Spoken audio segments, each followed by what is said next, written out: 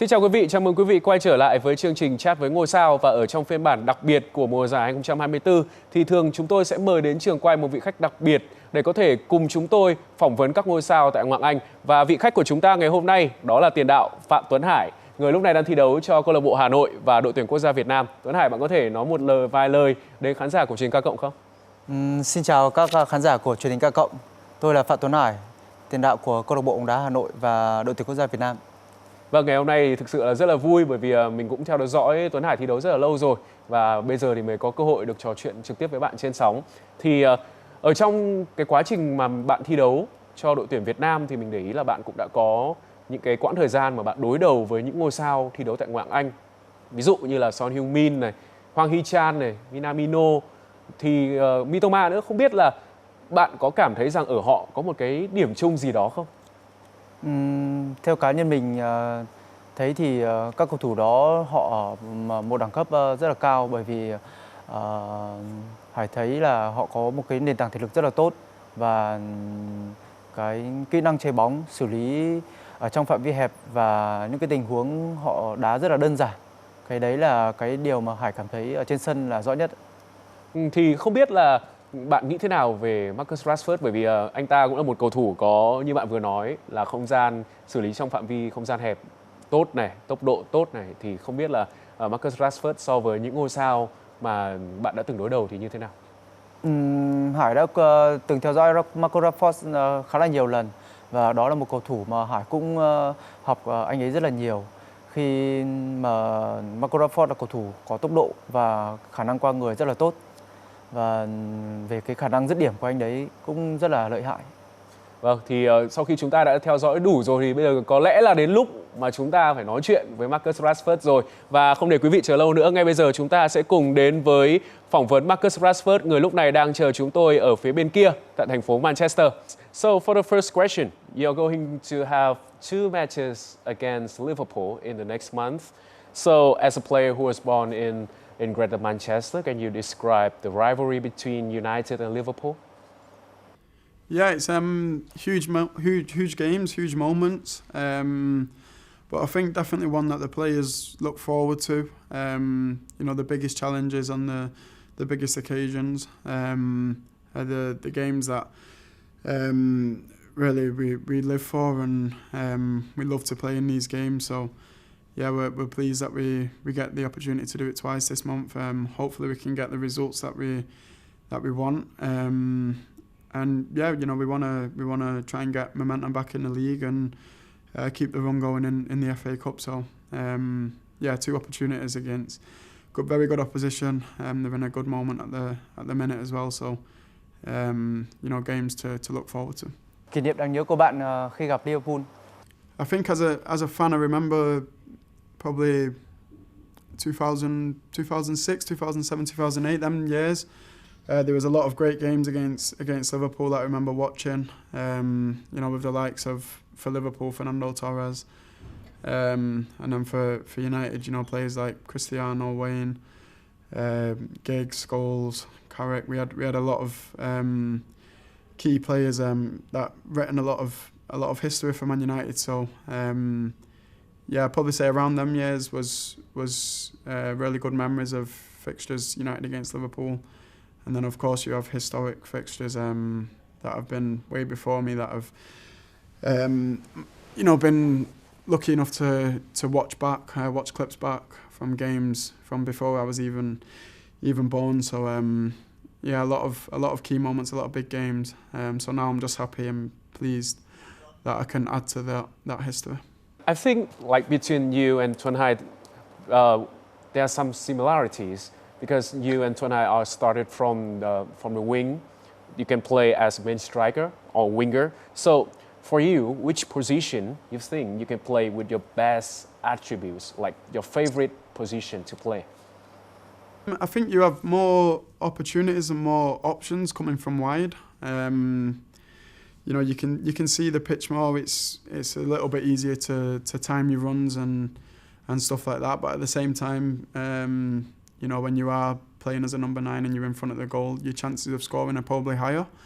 But from my general, love of the game. I prefer to play as a wide man. I feel like you can express yourself a little bit more from that position. But I guess it depends on the situation and the game, who you're playing with, and who you're playing against. So it's not as simple as what you prefer to do, because sometimes it's about what is most efficient and what helps the team more. Tôi tò mò về chế độ dinh dưỡng của anh để có thể giữ được thể lực trong suốt một lịch thi đấu dày. Anh thường sử dụng đồ uống và đồ ăn thực phẩm bổ sung gì trước và sau khi thi đấu? I think the key things is just to try and maintain high energy level. So I have a lot of carbohydrates in my diet, of course, along with proteins. And for me, it's important to try and eat the right things, definitely in the couple of days leading up to a game. So it's a really key, important part of the game now, because we're playing such intense games and so frequently. So we have to watch what we're eating and make sure we try and reach maximum energy towards the game days, so towards the end of the weeks, and if we're playing in other competitions in the middle of the week, so then we have to sort of alter your diet a little bit. But it's definitely a huge part of the sport and of your preparation for the games. Yeah, and also I guess having enough sleep is very important to you. Yeah, of course they go hand in hand with each other. They have to complement each other. I think for each player it's maybe slightly different what they do at home and hours of sleep that they get, whether they nap during the day. So I think it is down to how you want to prepare on a personal level. For me, I tend to try and have a nap every day after training. So I'll have my lunch and then try and have a nap for an hour or so every day. So that's part of my personal routine. But like I said, for other players, maybe it's slightly different. Ở trong một trận chung kết đang ở phút cuối, bàn thắng của anh sẽ mang về danh hiệu cho đội. Vậy trong tưởng tượng của anh muốn bàn thắng đó sẽ được ghi theo kiểu gì? Xe đạp chổng ngược, sút xa, đi bóng qua thủ môn hay một cú vẩy mang ngoài? It's great to score beautiful goals,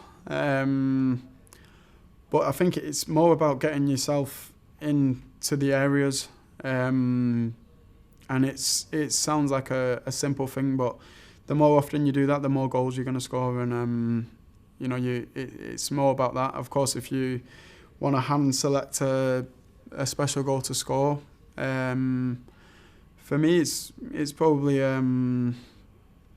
a goal that has elements of everything in it. So I think you get a special feeling from scoring a really good team goal, where everybody touches the ball, and it can be a simple finish in the end, but I think the players get a great feeling from scoring them type of goals. What about the goal that you just scored against City? I think it's a screamer, yeah?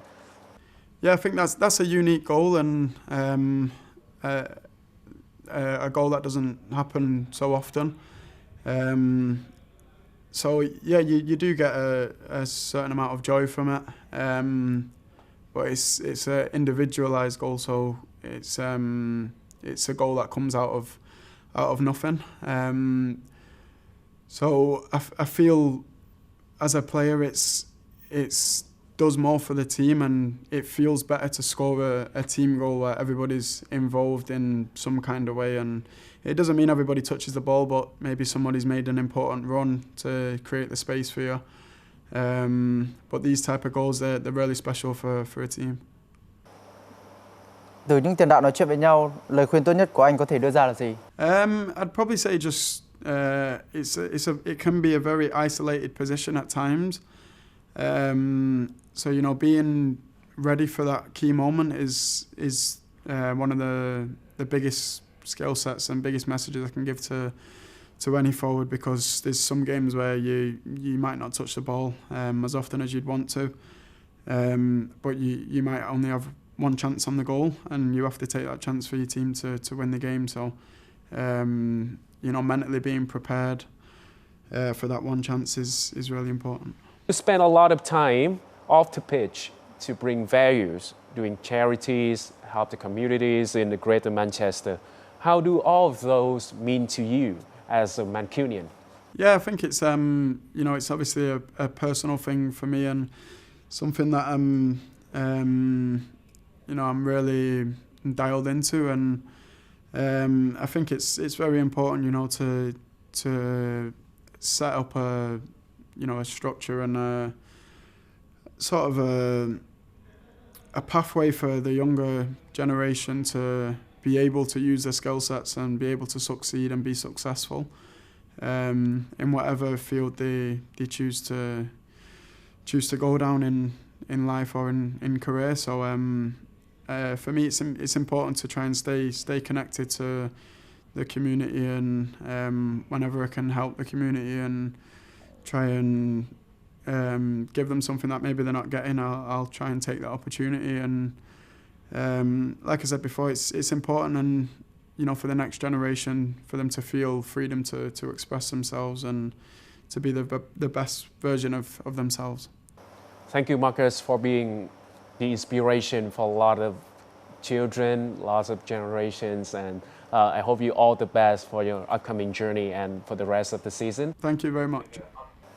Vâng, vậy là vừa rồi thì chúng ta đã có màn trò chuyện với Marcus Rashford, và tôi nghĩ rằng là Tuấn Hải đã biết được rất nhiều thông tin bổ ích từ Rashford, đúng không ạ? Cảm xúc của mình thật sự rất là vui, và đây là một cái trải nghiệm rất là đáng quý đối với cá nhân mình. Khi được trò chuyện một tiền đạo của Ngoại hạng Anh và được họ chia sẻ những cái điều rất là bổ ích để mình có thể học hỏi và có thể áp dụng vào với cá nhân mình.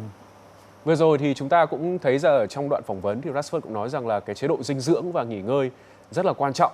Thì có lẽ là với một người ở trong nghề như là Tuấn Hải thì Tuấn Hải cũng có thể áp dụng những điều này cho bản thân, đúng không ạ? Vâng, với cá nhân Tuấn Hải thì thấy là ngoài việc chuyên môn ở trên sân thì về chế độ dinh dưỡng và nghỉ ngơi rất là quan trọng, bởi vì nó giúp cho mình có thể được hồi phục tốt nhất để có thể vào sân thi đấu ở trạng thái khỏe nhất. Vâng, và không biết là với cá nhân Hải thì ở trong năm 2024 này, Hải đang thi đấu cho câu lạc bộ Hà Nội này, đội tuyển quốc gia Việt Nam này, và đôi khi mình cũng cố gắng vì những mục tiêu cá nhân nữa, thì mục tiêu của cá nhân Hải cho cả đội tuyển, cả câu lạc bộ và cho bản thân mình năm nay như thế nào? Mục tiêu của cá nhân Hải ở trong năm 2024 là cố gắng thích nghi với cái lối chơi và chiến thuật mới của huấn luyện viên mới của câu lạc bộ Hà Nội. Bởi vì huấn luyện viên đưa ra chiến thuật và cái vị trí rất là mới và đòi hỏi cao về cái khả năng chơi bóng của mình, và đấy là cái điều mà mình cần phải cố gắng để cải thiện nhiều hơn. Còn về mục tiêu với đội tuyển quốc gia thì Hải cũng sẽ cố gắng thể hiện tốt những cái gì bản thân mình có để có thể được thi đấu cùng đội tuyển quốc gia ở những trận đấu sắp tới, và gần đây nhất là vòng loại 2 gặp ở Indonesia. Vâng, mình nghĩ là với những gì mà Tuấn Hải vừa chia sẻ thì chúng ta cũng có thể có sự đồng cảm với Rashford, một người đã luôn nỗ lực trong rất nhiều năm qua để thi đấu dưới rất nhiều những người thầy, những huấn luyện viên khác nhau với những vị trí và lối chơi khác nhau, đúng không ạ? Và chúng ta cùng chúc cho Tuấn Hải và Rashford có được một sự nghiệp thành công ở phía trước. Và đến đây thì chương trình Chat với ngôi sao Marcus Rashford cũng xin được khép lại tại đây. Rất cảm ơn Phạm Tuấn Hải đã dành thời gian tham gia chương trình, và hy vọng là sẽ được gặp lại bạn ở những chương trình tiếp theo với những ngôi sao khác trên K+ nhé.